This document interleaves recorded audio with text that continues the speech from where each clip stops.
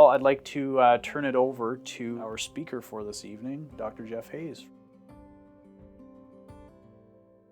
My name is Kevin Spooner. I am an Associate Professor of North American Studies and History here at Laurier and Director of the Laurier Centre for the Study of Canada.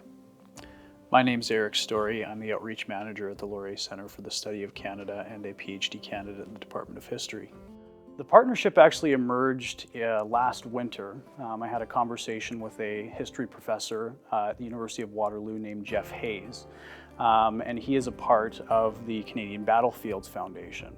And over the past 2 years, because of the pandemic, normally they would send students, about 15 or 20 overseas, to France and Belgium to explore the Canadian experience during the World Wars. And so last winter we had some discussions about how we might be able to transition this battlefield tour virtually. And that came together in the Maple Leaf Route webinar series, our bi-weekly series on the Canadian experience during the Second World War. The idea was that the webinar would actually follow the troops as they had landed at D-Day and then moved inland into France.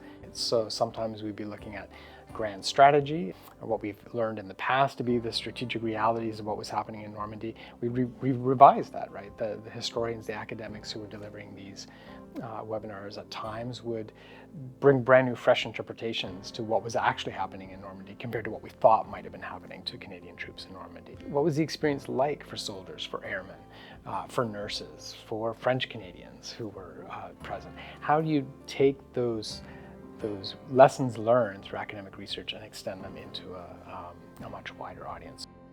I think the thing with war is that we get overly fascinated with these kind of grand figures who, are important, but they're not the only people involved in war. There's the everyday soldier, there's the nurse, you've got the home front. And so I think that in talking about the social experiences from the ground up, you get a much fuller understanding of war from multiple perspectives. Military history tends to be commonly understood as the history of guns, battles, and soldiers. But I hope coming from this series and drawing from a number of different approaches, whether it's the French-Canadian experience, whether it's gender, whether it's new interpretations or new questions about old military history questions, I hope that people just come out having a deeper and more critical understanding of Canada's role during the Second World War.